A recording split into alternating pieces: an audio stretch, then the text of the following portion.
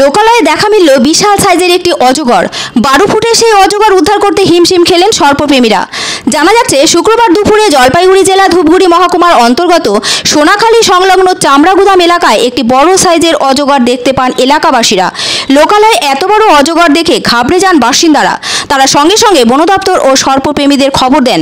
অজগর দেখতে ভিড় জমে যায়। স্থানীয় বাসিন্দারা জানান, অজগরটি খাদ্যের খোঁজে লোকালয়ে চলে এসেছে। সাধারণত অজগর হাঁস, মুরগি, ছাগল প্রভৃতি গৃহপালিত প্রাণী খেতে লোকালয়ে চলে আসে। তবে এদিন যে সাইজের অজগর দেখা গিয়েছে তা সাধারণত দেখা যায় না।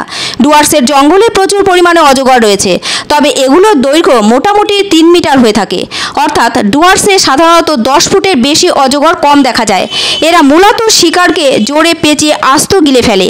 শিকার হজম করতে এদের কয়েকদিন সময় লাগে। শক্তি অর্জনের জন্য স্ত্রী অজগরকে প্রচুর খাদ্য গ্রহণ করতে হয়।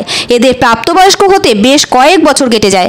অজগর সাধারণত 5 থেকে 6 বছর বয়সে প্রাপ্তবয়স্ক হয়। প্রথম দিকে অজগর ইঁদুর, ব্যাঙ, পাখি প্রভৃতি খেয়ে জীবন ধারণ করে। পরবর্তী পর্যায়ে এরা ছাগল, হরিণ, কুমির, গরু, মহিষ সবই খেয়ে ফেলে।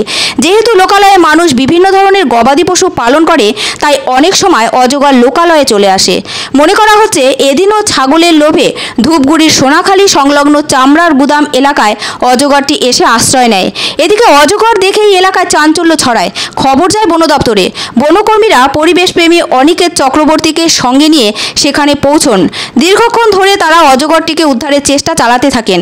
পরিবেশপ্রেমী অনিকেত চক্রবর্তী অজগরটির মুখ হাত দিয়ে চেপে ধরেন। বাকিরা অজগরের লেজ ও শরীর ধরে থাকেন, কারণ অজগর সুযোগ পেলেই শরীর দিয়ে মানুষকে পেঁচিয়ে কাবু করে ফেলতে পারত। তাই সবাই মিলে অজগরটিকে উদ্ধার করতে যথেষ্টই ঘাম ঝরান।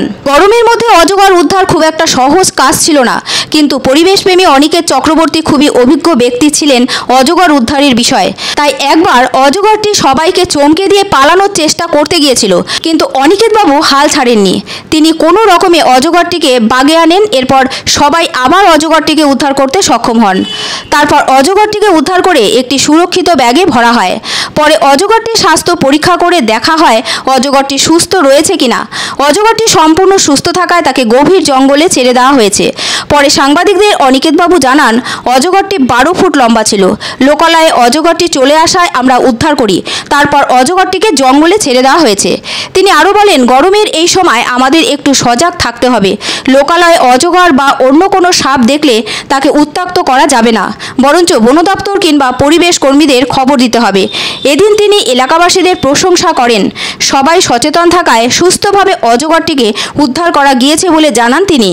ধূপগুড়ি সোনাখালী চামড়াগুদাম এলাকা থেকে আমাদের কাছে একটি কল আসে যে ওখানে একটি বড় অজগর বেরিয়েছে। তো গিয়ে দেখতে পাই সাপটি প্রায় 12 ফুট আর ওজন প্রায় 40 কেজি। সাপটিকে ঘন্টাখানেকের চেষ্টায় ফরেস্ট ডিপার্টমেন্টের সাথে যৌথ উদ্যোগে সাপটিকে রেস্কিউ করি ও নিরাপদ ফরেস্টের একটি নিরাপদ স্থানে তাকে ছেড়ে দেওয়া হয়।